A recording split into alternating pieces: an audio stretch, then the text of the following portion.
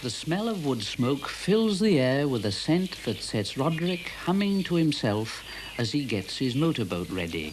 There's something in the air, and the hamster has a queer feeling of excitement he can't explain.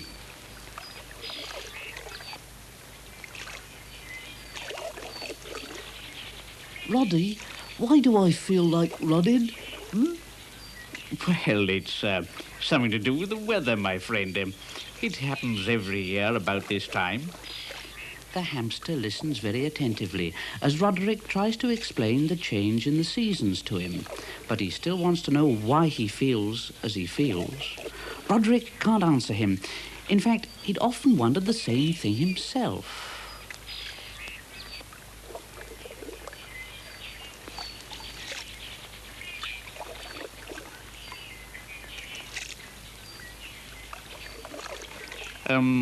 Why don't we visit Wise Old Frog?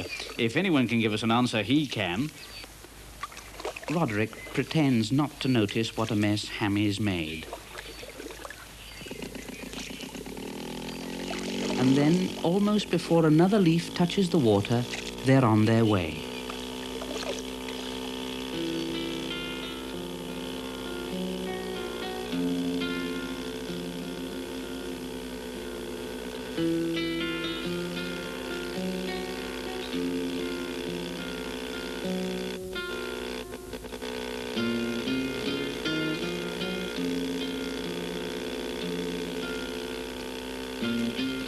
Downstream, the wise old frog is waiting for them, for he knows that the animals always come to ask about the weather at this time of the year. Hammy greets him affectionately. Hello? Oh, I hope I didn't hurt you, Mr. Frog. Yeah, little fellow gets a bit excited, you know. The frog welcomes his two guests and asks what he can do for them. Hammy and Roderick both begin at once with a string of questions, and it's all Wise Old Frog can do to keep up with the answers.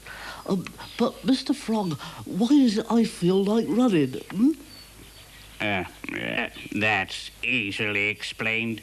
You see, at this time of the year, the weather begins to turn chilly, and all animals have to run to keep warm. So you see, you're not the only one, Mr. Hamster.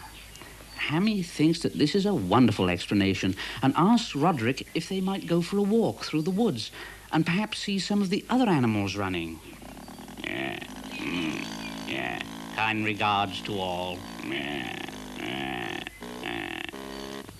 Apparently, this change in the weather makes everyone feel like running except the motor on the little boat. It's not going at all well. Roderick decides to give it a well-earned rest.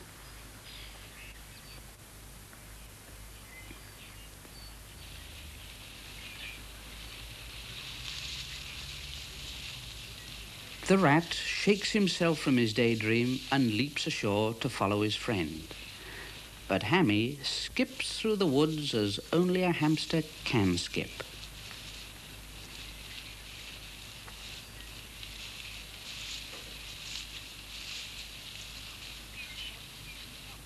Roderick stops now and then to talk to various creatures of the forest. Oh, good morning, toadstools. You look to be in fine fettle. We're expecting to be covered up by our blanket of leaves any day now. See you in the spring, Mr. Rat. Oh, hello, Hornets. How are you today? I can see you. Sorry, we can't stop to chat, but we must get our house stocked up for the winter.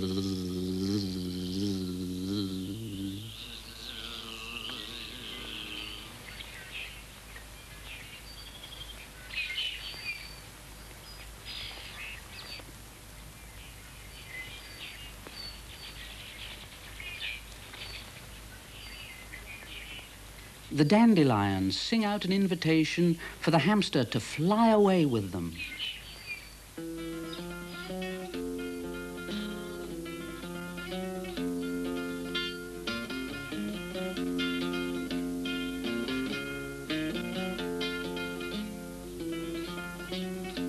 Oh, dear. I hope I don't get blown away like that.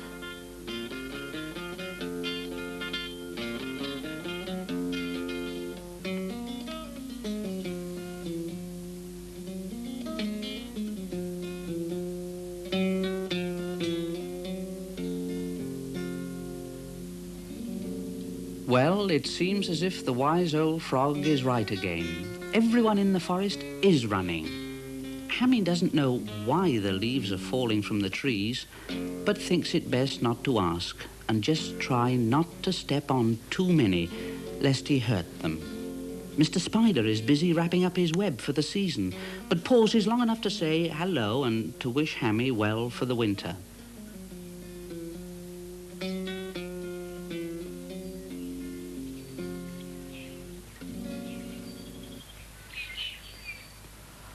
Goodness me, there are a lot of leaves.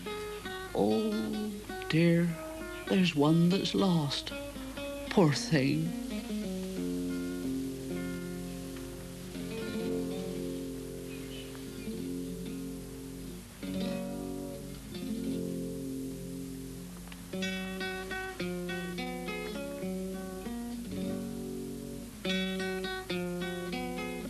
There are so many things to see and so much to do. The hamster's so excited, and the leaves all seem to be falling on him. Oh.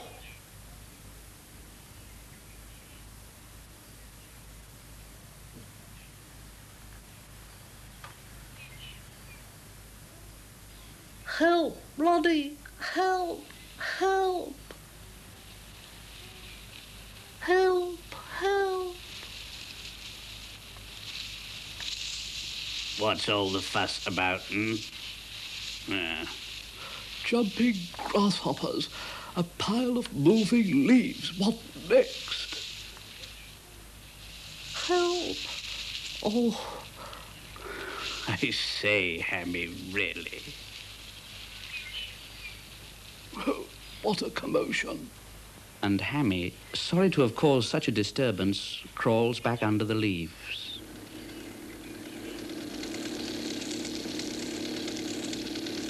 That afternoon, Guinea Pig appears on the scene. The two friends watch him as though they're both glued to the side of the road as Guinea Pig hurtles down on them and screeches to a halt.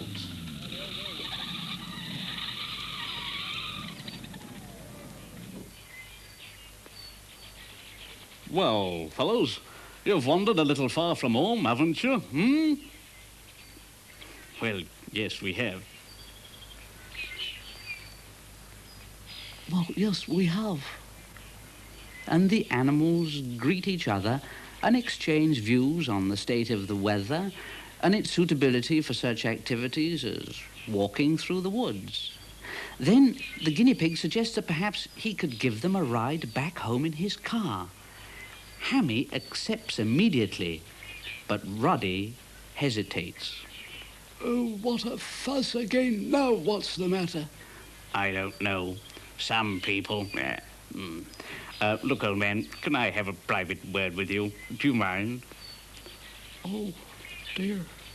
And Hammy feels rather left out of the conversation until Roddy turns to him and says, All right, Mr. Hamster, let's go. Hammy has a terrible job trying to get into the car. He's so excited. What a fuss. All for a motor car ride. Oh, please, can we start, Mr. Guinea Pig? Please, can we start? I'm afraid I'm not fond of this. Oh, dear me, I wish they'd go.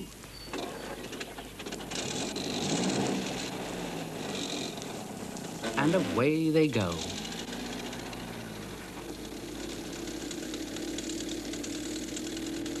Hey-ho for the open road. That's right, the open road. Don't forget, you promised, you know, not too fast.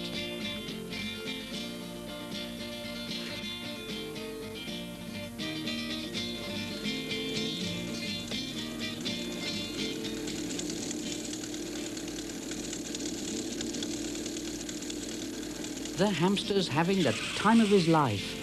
Faster, Giddy, faster. Guinea, please, not so fast.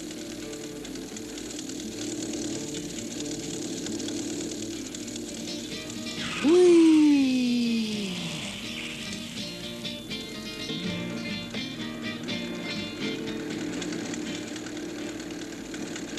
Oh, dear. Oh, dear, dear. Faster, faster, faster. But the guinea pig needs no urging.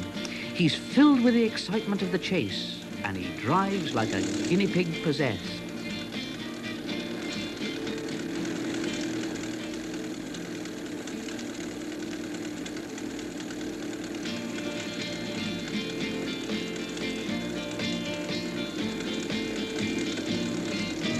Look out!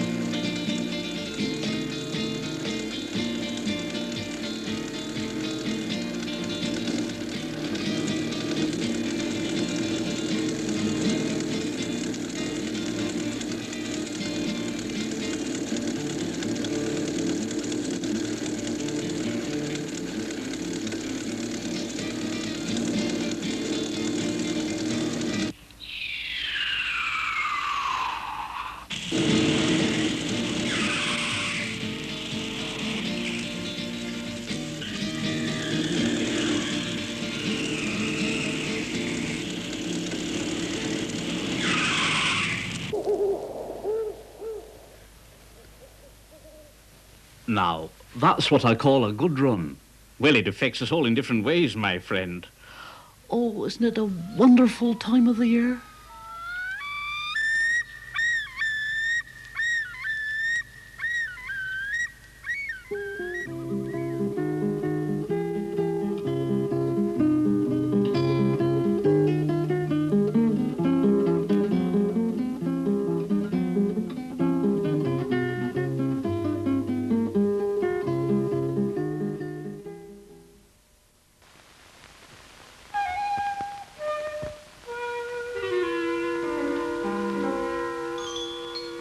The Pogles. Well now, this isn't where the Pogles live, is it? These are fields and houses where people live. Pogles don't live in fields and houses, do they? Pogles live in a different place. Yes, they live in the wood. They live in this special wood, in Pogle's Wood. Let's go in and see if we can find them, shall we? Come on. Now, where is Mr. Pogle's tree? Ooh, I can smell something. Ooh, yes, a lovely smell. A smell, a smell of new baked bread. Who could be baking bread in the middle of a wood? Look. There's some smoke over there behind that tree. Yes, there it is. Oh, shh, that's Mrs. Pogle. That's doing nicely. Another 10 minutes and it'll be ready. Oh, I do hope it'll be all right. I wonder what else we will need. Honey would be nice. Are your breakfast ready, wife? Not yet, Pogle. Pogle, I want you to go and fetch me something first. Oh, do you? Well, that's a change now. I was thinking we ought to go up and pick some of those raspberries in the top meadow. They'll be about ready by now. Oh, any day will do for them. Today, I want some honey. Honey? Yes, you know, wild honey. There's often a swarm or two of wild bees on the edge of the plantation. You go and see what you can find. Can we come, Pogle? Talk and I? Up in and help? Well, it doesn't look like we'll get any breakfast until we get back. So I reckon you might as well both come along. Though, wife, I find all this going out before breakfast makes me very hungry. I'll have a proper breakfast waiting for you when you get back. Ah, like always, I know. Bean cake and a mug of beechnut milk. No, Pogo, something nicer than that. Nicer. Well, what'll it be then? Never you mind. Now you go and fetch that honey. Go on now. Here's the little can. Off you go, all of you. I'm busy.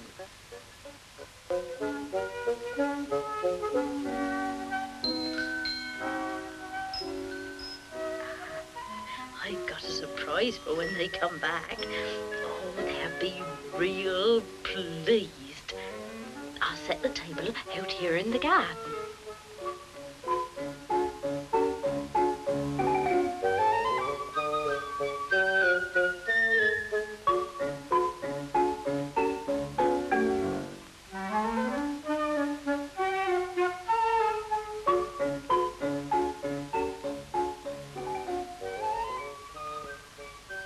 Now then, Pippin and Tog, we'll sit down here.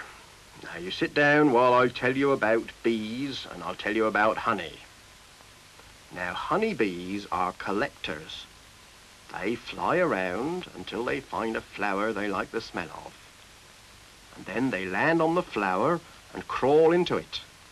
And there's sweet stuff in the middle of the flower, sweet stuff called nectar.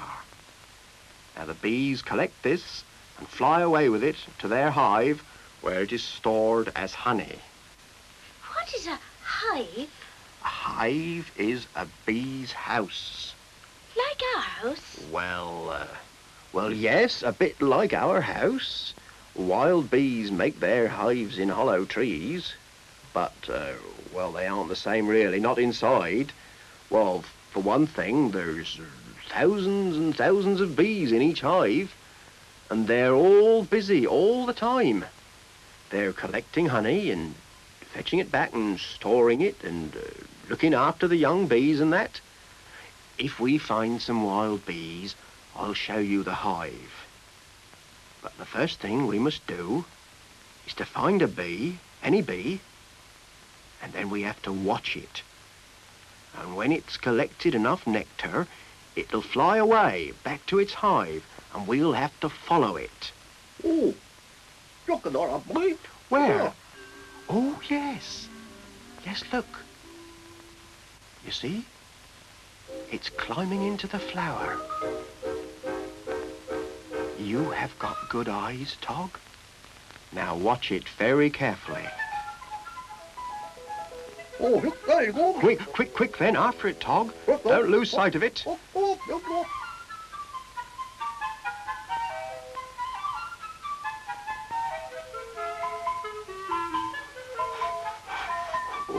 Oh, Pippin, I'm wore out with running.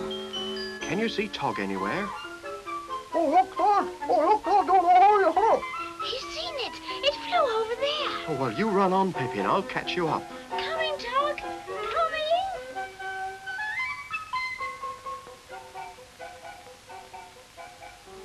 I looked into up behind the hunter. Oh, that doesn't look like a wild bee's nest to me. It looks like a real wooden house. Oh, dear me. Now, well, now then, what is here? Where did your bee go to, Tog? I looked into a longer. Oh, yes, that's what I was afraid of. That wasn't a wild bee at all. That was a bee from a beekeeper's hive. What are beekeepers? Beekeepers are people. People who keep bees. Well, they keep bees the way a dairyman keeps cows. The beekeeper gives the bees a house, and in the winter he feeds them and takes away the honey the bees have made. Oh, well, let's go and have a look, shall we? There now, look, the bees go in and out of their hive through that narrow slit above the shelf there. Oh, what's it like inside their hive? Can we look inside? Oh, no, we can't. No, Pippin. Bees can sting. Bees won't harm you if you leave them alone. But if you were to try and get into their hive, well, they'd come out in clouds and sting you. How does the beekeeper get into the house then? Oh, look, Oh, where are you going? Look out. People coming. Quick, behind here.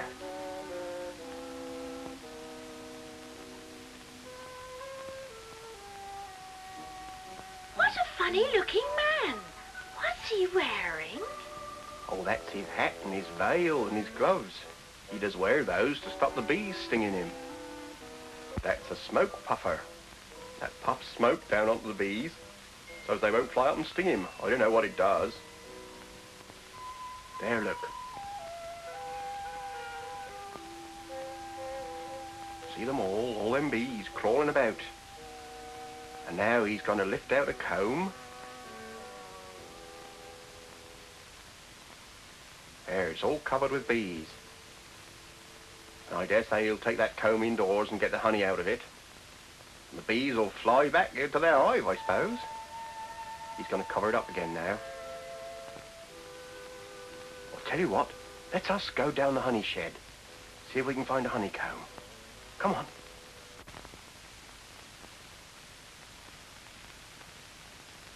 There now. This is where he keeps the honey. Look, there are jars of honey on that shelf. And there's a honeycomb. Look, on that plate. Look, Pippin, that's a honeycomb. Oh, isn't it beautifully made? Who made it? Well, the wooden bit around the outside was put into the hive by the beekeeper. But the rest of it was made by the bees themselves. The comb is made of beeswax, and each section is full of honey. Can we take some, Pogo?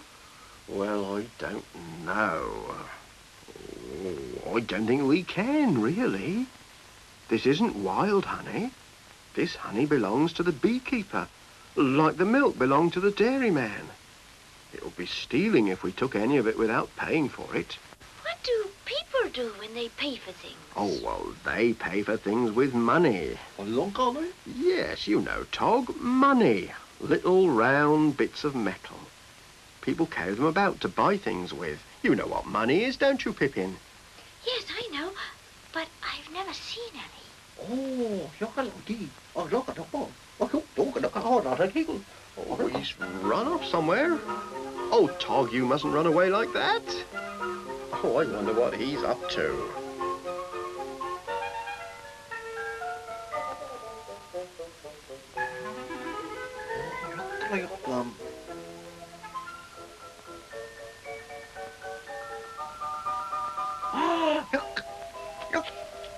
This is luckily.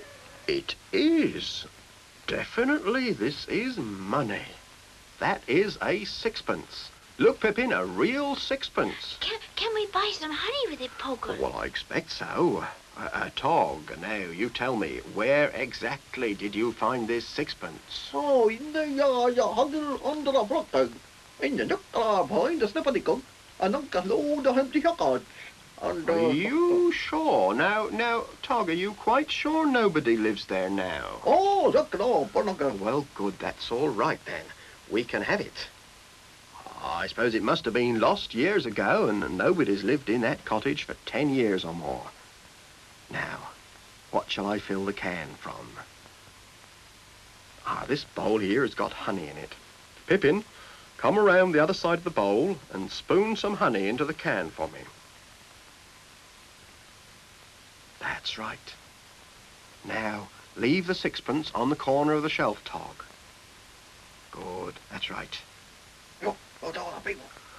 Oh, come on, quick now. Quick, outside and round the back of the shed. Quick.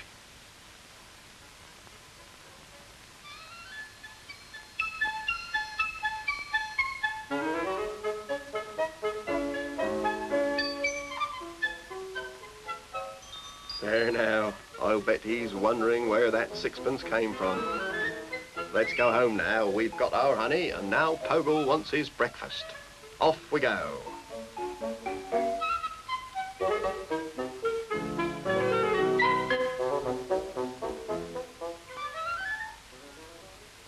Oh, where are they to? They've been gone a terrible long time. Here we are, wife. And here's a big tin of honey for you.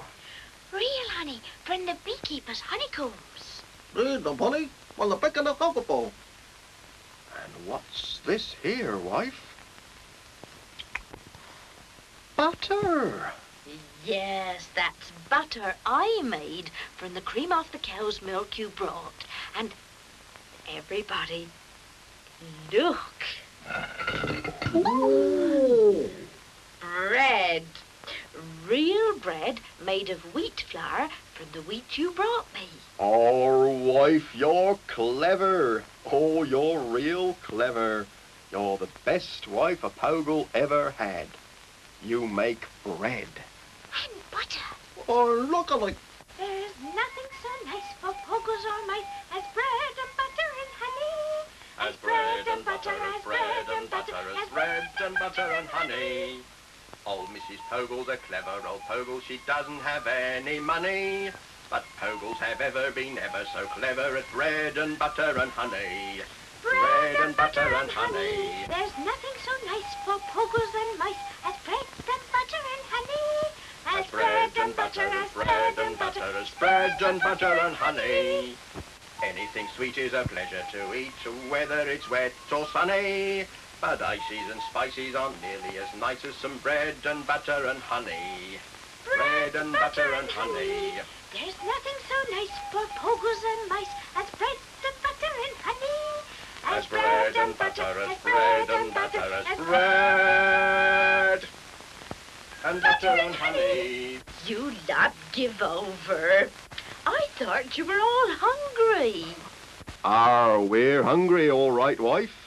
Sit down, everybody. Breakfast is ready. Break us a bit of your lovely bread, wife. Pogle is hungry.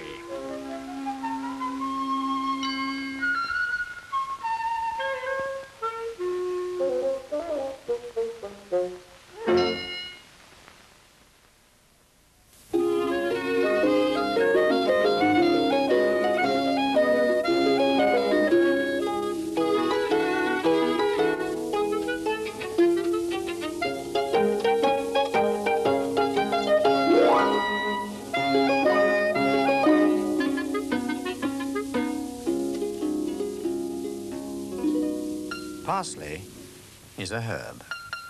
Do you see what it is next to? A wild strawberry plant. Parsley the lion likes strawberries. So does Dill the dog.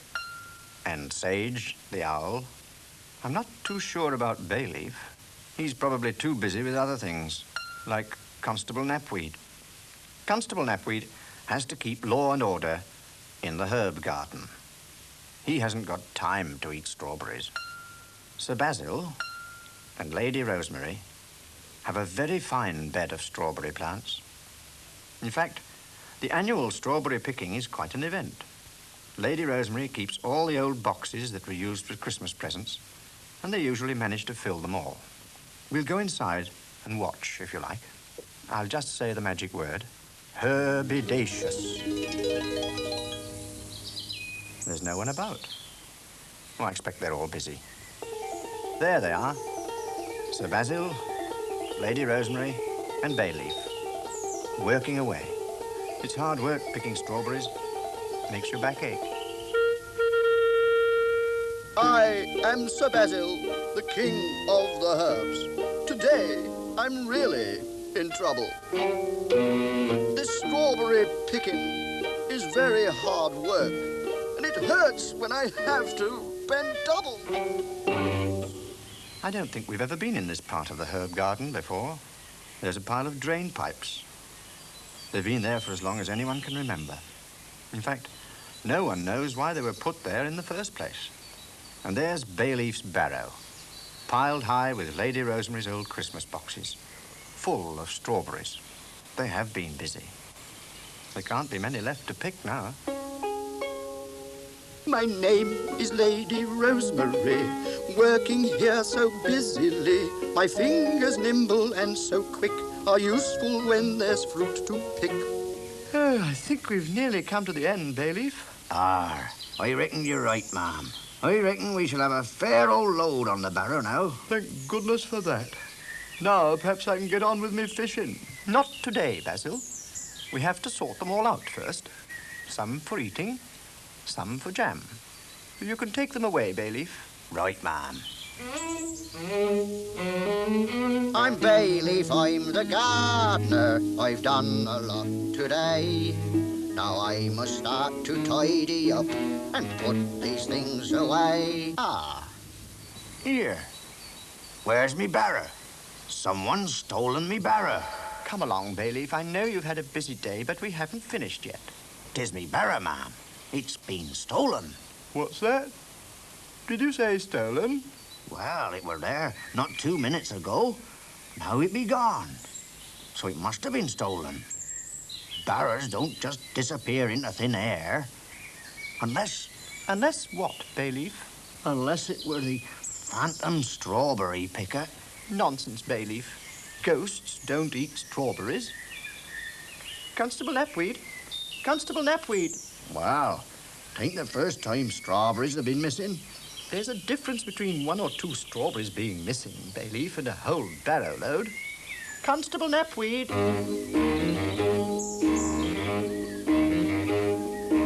I am Constable Knapweed, and I keep law and order. I watch to see that all is well along the garden border.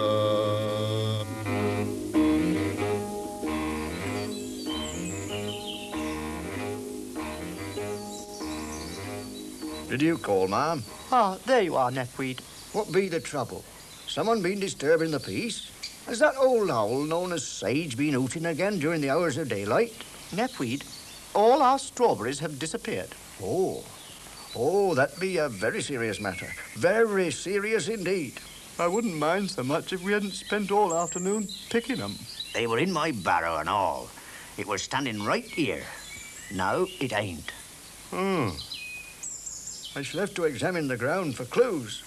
If you ask me, it be the phantom strawberry picker. As I understand it, a phantom is a kind of ghost what you can't see. That's right. That's why we didn't see it. 1 minute it were there, the next minute it had gone. In that case, I don't think he would have left a paw print behind him. What's that? A paw print? Ah, that's right, Sir Basil. You look for yourself. By Jove, Knapweed, you're right. They are paw prints. Shh. Eh, what? Do be quiet, Basil. Look. Hello, here comes Parsley.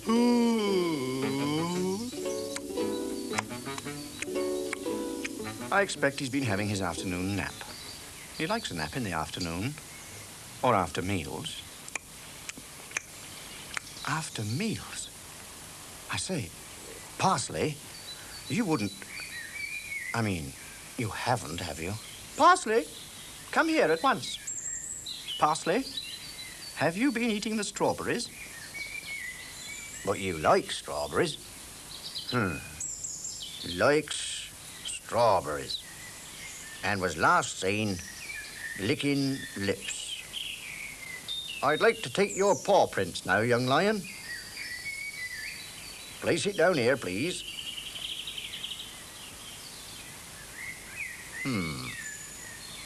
I'm not saying it's the same, and I'm not saying it isn't. It'll all have to be gone into. It's highly suspicious, especially the licking of the lips part. I shall have to place you under arrest until the whole matter can be gone into. Come here, young lion. Parsley, come here at once. Where are you going, Parsley? It's no use hiding, young lion.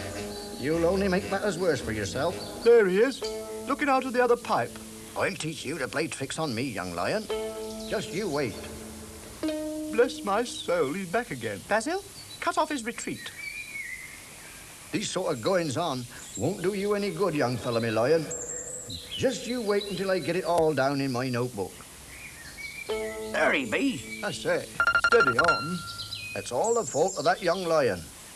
I tell you what, if I block this end with some of these here branches, you can all go round the back and catch him when he comes out. Capital, Bayleaf. Come, Basil. This'll stop his pranks. Playing hide and seek, this'll stop him. Thank you. Hurry, Bayleaf. Sharp along now, ma'am. Thank you. Can't see him anywhere, Bayleaf. You sure we're not too late? I'm a very friendly lion called Parsley. I'm so happy doing jobs of every kind. Although this time Mr. Bayleaf hasn't asked me, he'd be so surprised if he should look behind. Bayleaf? Yes, ma'am. Look behind you, man.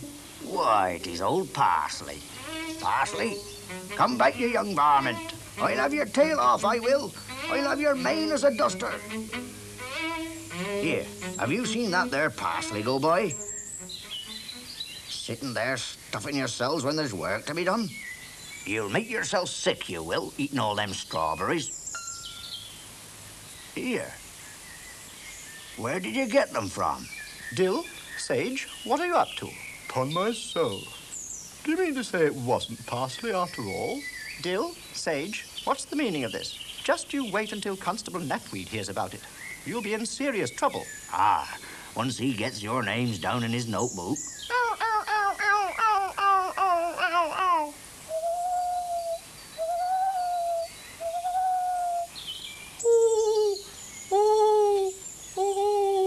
Stop them, Knapweed. I'm sorry, Sir Basil. One thing at a time. I has that young lion to catch first. I can't do two jobs at once. First things first, I always say. I make a note of it. It'll all be gone into at the proper time. Do put that notebook away, Knapweed. It wasn't Parsley at all. It was Dill and Sage all the time. Parsley, dear boy, I hope you'll forgive us. Fancy thinking you'd eaten them, Parsley. It may be no use sniffing those boxes. They've eaten the lot, stalks and all. Can't understand it. It's not like Dill or Sage to do a thing like that without asking. Parsley, what are you doing? Looks as if he's trying to tell us something. Well, I'll be... Here, see what it says on the side? It says, to Dill, with best wishes. Ah, and this one says, to Sage, wishing him a Merry Christmas. Wishing him a Merry Christmas? Oh, it's your blessed boxes, Rosemary. The ones everyone had their presents in. That's what comes of saving old boxes. You should have put them on the bonfire. Told you so. I reckon old Sage and Dill thought you'd given them strawberries as a present. You can't blame them, Rosemary. Come, Basil. We must go to them at once and apologize. Parsley, do you know where they may be hiding? When found, nearly all the strawberries had been eaten by said owl and dog. Also, some cream and some sugar.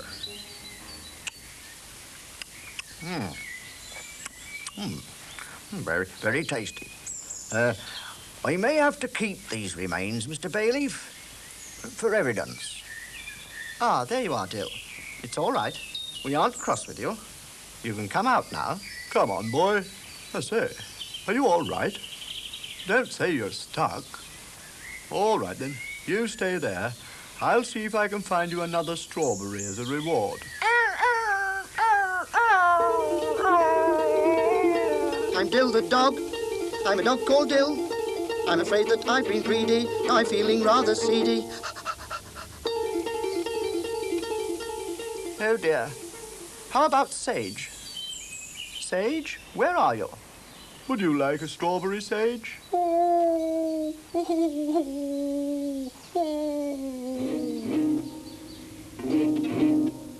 I'm a rather fat feathery owl called Sage. I've been sitting here eating for simply an age. Those strawberries and cream are a wonderful feast. I can't face any more for a fortnight at least. I don't think strawberries are very popular anymore. Enough is as good as a feast, and too many is worse than none at all. Sage feels ill.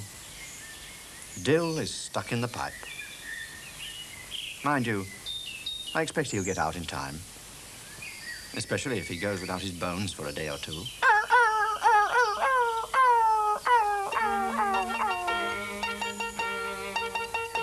That's right, Sage. I shouldn't look. I don't know how he's going to get back up to his nest. He must be full of strawberries. Oh, I'm sorry, Sage. I shouldn't have mentioned that word. And what's Parsley up to?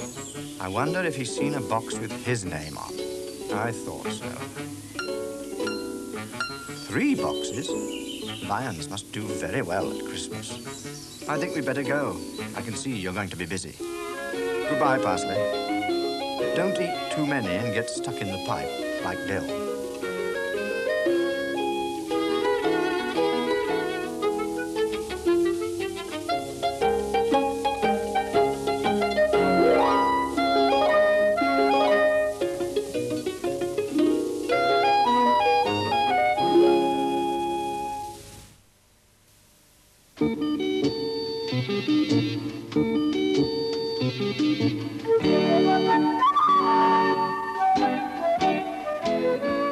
A town is full of buildings, some tall, some short, some wide, and some narrow.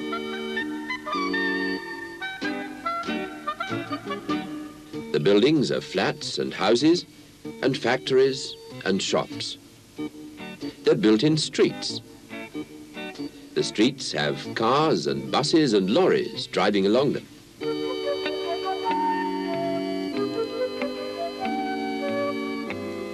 A river runs through the middle of the town. The river has large boats and small boats on it. There's a bridge across the river so that the cars and buses and lorries can get to the buildings on the other side.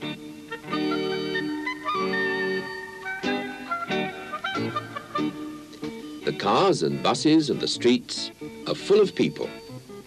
In fact, there are a lot of people in a town. Do you live in a town? Mary, Mungo, and Midge live in this town. They live with Mary's mother and father in this tall block of flats. They live right at the top.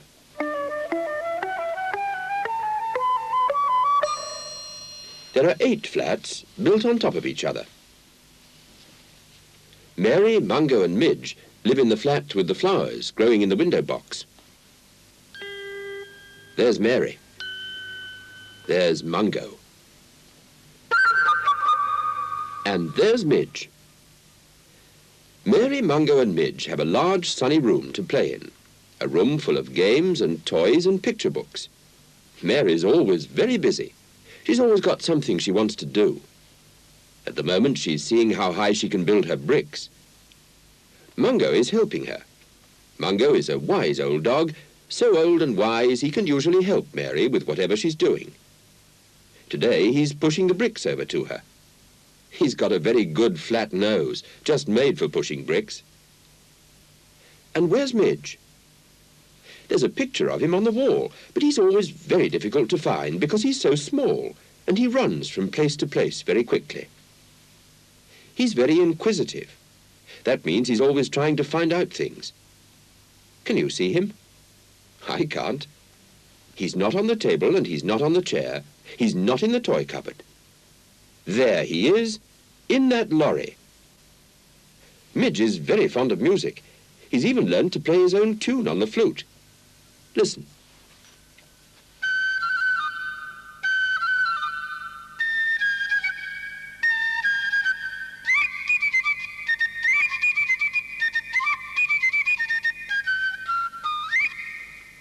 And now he's gone again. Mary's still building. Please, can I have some more bricks, Mungo? I've pushed so many my nose is sore. You want a crane, not a dog to help you. What's a crane? A crane is for picking up very heavy things from one place and putting them down in another. All big building sites use cranes. They're building a new block of flats over there. I've just been watching. Then there must be a crane there. So Mary and Mungo went over to the window, and the first thing they saw was a crane. I knew it, I knew it, I knew there would be a crane. Where a big building is being built, there's always a crane. Look, there's something moving along the top. Something moving along the boom, you mean? Cranes have booms. And now there's something going down. Oh, I wish I could get closer. All right, Midge. I'll take you down to the building site. I'll stay here and watch. Mind you behave yourself, Midge. Mungo and Midge like going down in the lift. They have a special way of doing it.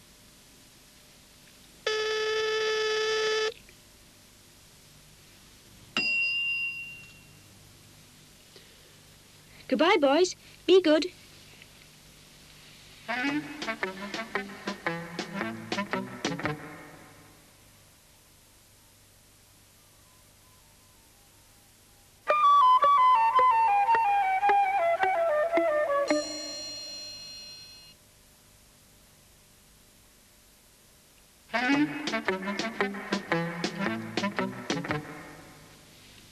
Now then, Midge, we must always remember to make sure the lift door is shut. And then Mungo had a surprise. Midge wasn't there anymore. He was in such a hurry, he wasn't going to wait for Mungo. He ran straight out to the building site.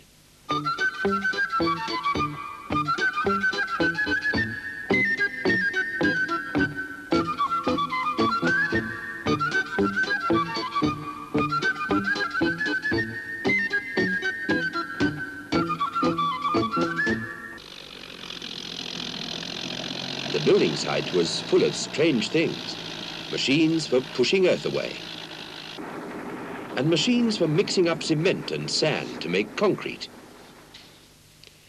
But at last, Midge found himself right underneath the crane. My goodness, it looks even bigger and taller and more enormous than I thought. Then, as Midge watched, the boom at the top started to move round. The big wooden tray hanging underneath it was full of bricks. The tray moved up and along and down onto the building so that the builders could build it even higher. Midge was very interested and very excited. Then he saw the empty tray coming back and down. And this time, Midge was so excited that he hardly noticed that the tray was coming down right on top of him. Midge knew that he must run. So he ran till he was in a safe place, and he could watch the big wooden tray coming down to the ground. Then Midge watched the builders fixing a big girder to the crane. A girder is made of steel, and it's used for making buildings stronger.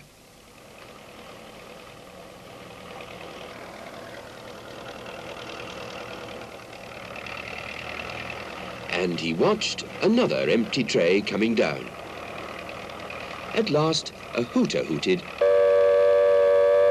and the crane stopped.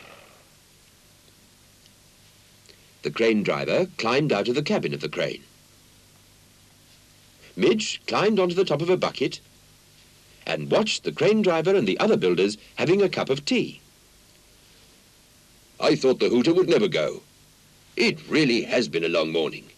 I could do with this cup of tea. It's thirsty work driving a crane. Yes, and it's thirsty work tying up the loads ready for the crane to lift them. Midge could think as fast as he could run, which was quite fast.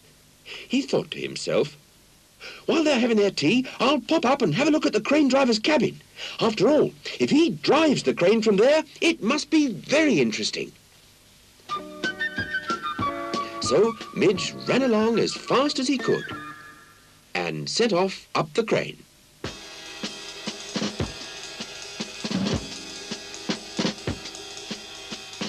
It was a long way up.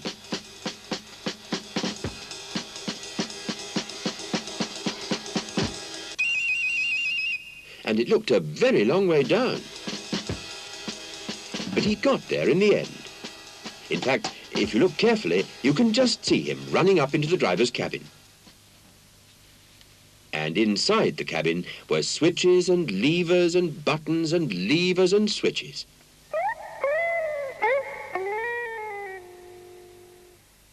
The builders were too busy drinking their tea to notice Midge. They didn't notice Mungo either.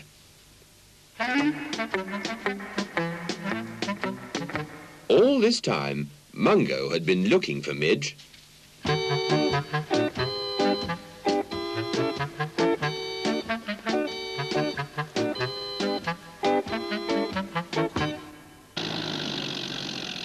He saw the machine for pushing earth away, and he saw the machine for mixing concrete, but he couldn't see Midge anywhere, because Midge was high up in the crane driver's cabin, and Midge was very excited and very interested. Mungo sat down to get his breath back. He didn't know it, but he was sitting on the wooden tray which was fixed to the crane. And suddenly, Midge started the crane working. Poor Mungo, he got a very nasty surprise.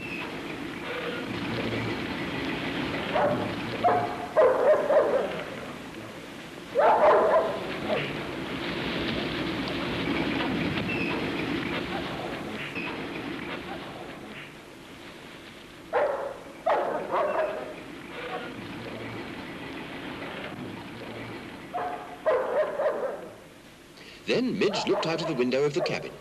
He saw Mungo on the tray in the air and thought, "Oh, help!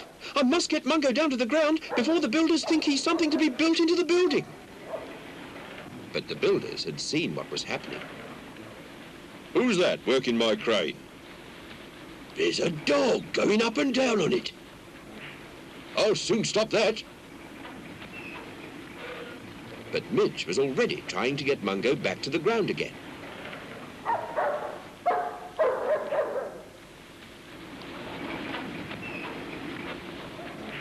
"That's not right, Midge. Try pushing it."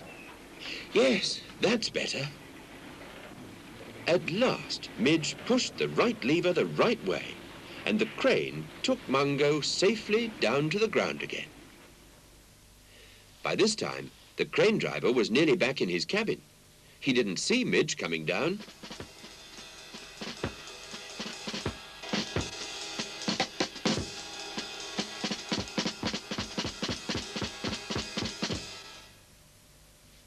The workman made a fuss of Mungo.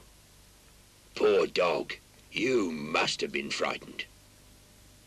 But Mungo wasn't frightened anymore. He was very cross because he saw Midge running away from the crane and he thought, "It's that mouse's fault. I'll chase him home."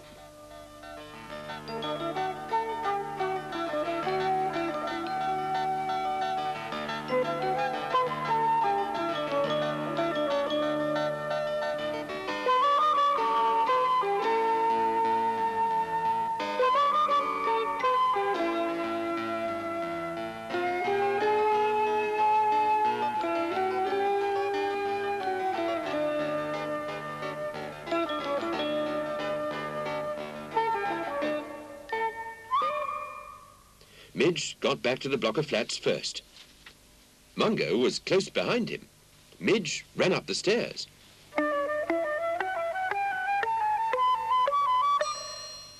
Mungo took the lift.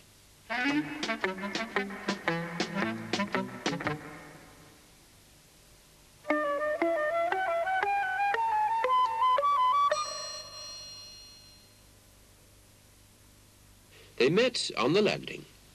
"Why are you both so out of breath? And Mungo, whatever were you doing going up and down on the crane?" "It was Midge's fault. Ask Midge." I wanted to find out how to make a crane work. Only I wasn't very good at making it do the right things at the right time." "That's because you're only a mouse. Your head is too small to know about such things." Now, boys." "Well, I do know what a crane does. It's got a long arm." "Boom." "It's got a long boom, and it picks things up and carries them across and puts them down." "Yes, a crane picks things up and puts them down. You'd better stay in your lorry for a while to keep you out of trouble." "That's a good idea, and I'll help Mary with her building."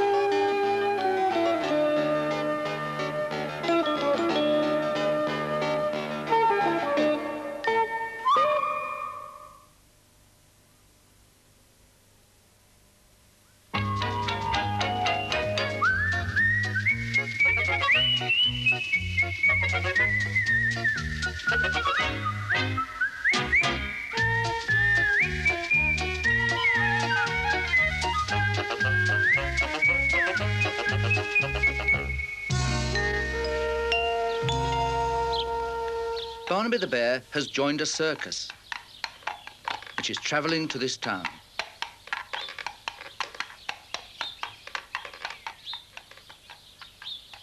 The people in the town are getting ready for work. There's the baker.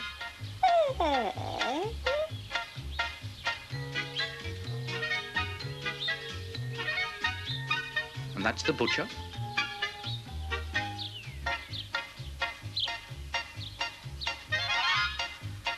The chimney sweep.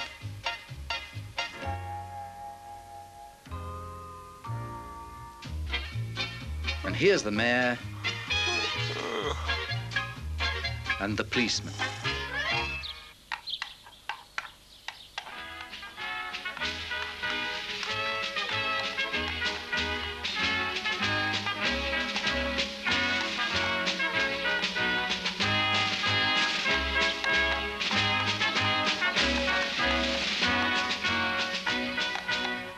The children are excited to see the circus caravans. Right, everyone to work. Unpack the vans and put up the tent.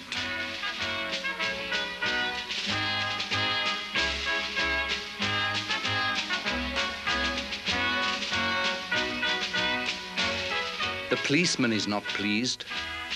They shouldn't be parked there.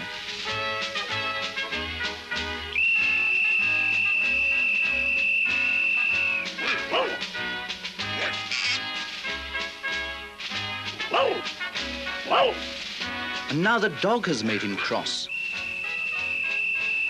So he's chasing the circus out of the town.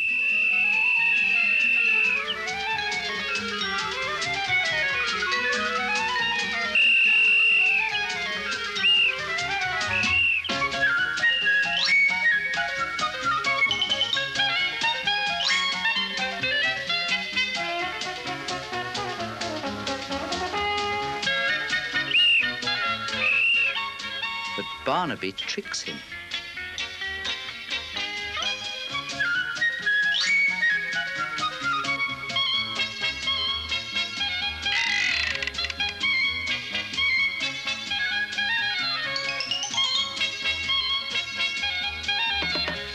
You can come out now.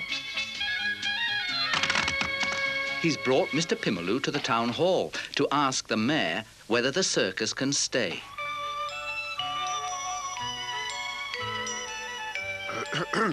Mr. Pimaloo decides to use his magic.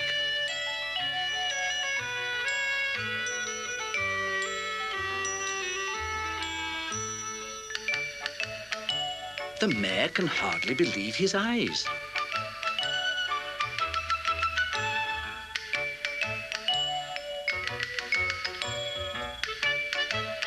And Mr. Pimaloo gives him some tickets for the circus. You are welcome in my town. Thank you, Mr. Mayor. Thank you. Thank you. Success. Back to work, everyone. The circus will open tonight.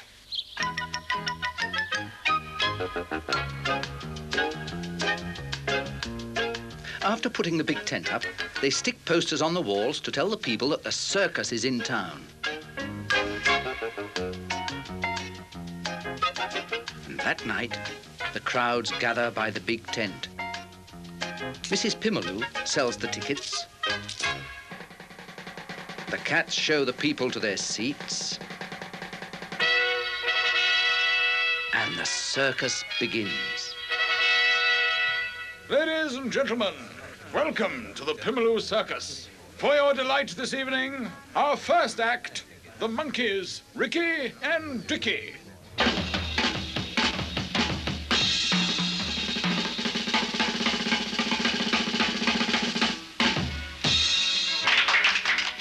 Sarah the seal.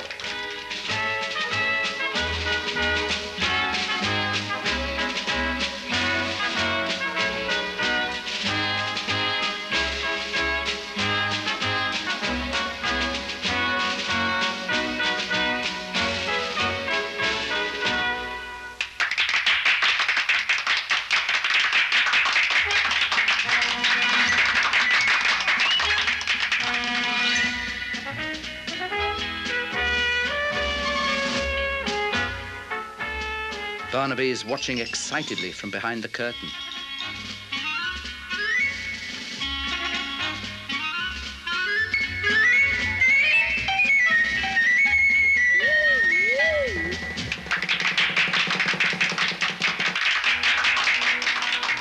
Next, Mr. Pimaloo's magic surprises everyone.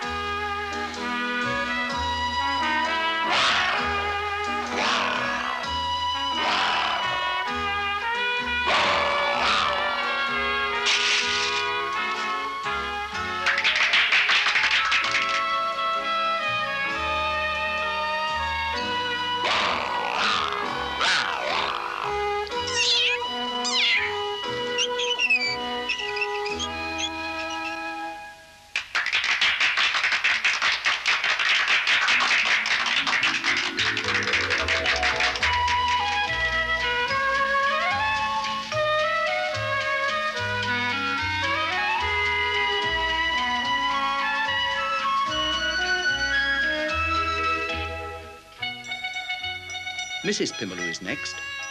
She balances on the high wire.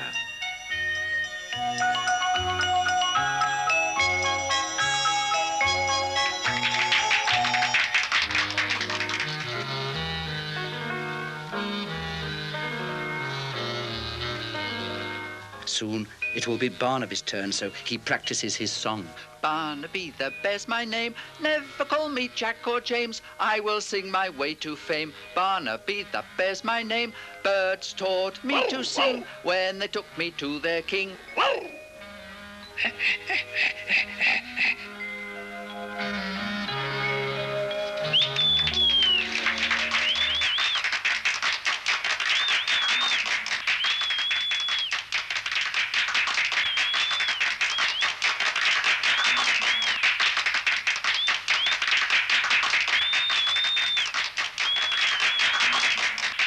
And now, the surprise of the evening. A bear who not only does tricks, but who has learnt to sing. Ladies and gentlemen, Barnaby, the singing bear.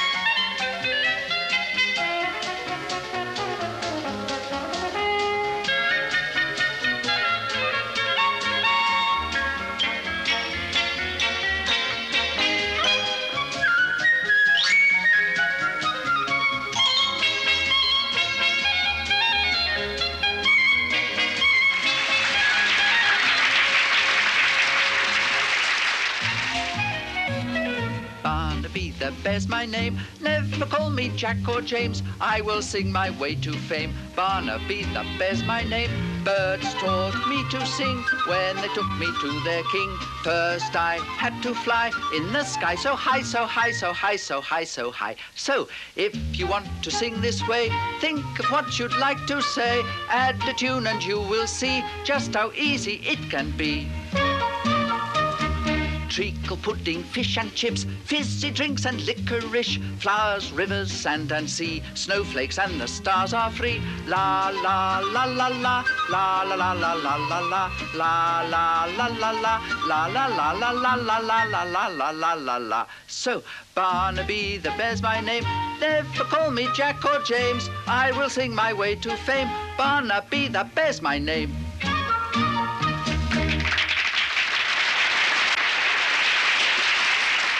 The audience cheer and clap.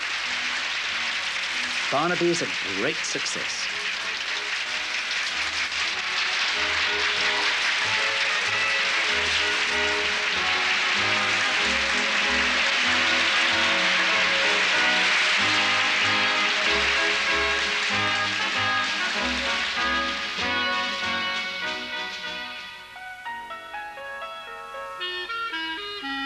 Next morning, as the circus packs up, Everyone is singing Barnaby's song. La la la la la la la la la la la la la la. La la la la la la la la la la la la. La la la la la la la la la la la la. La la la la la la la. La la la la la la la. La la la la la la la.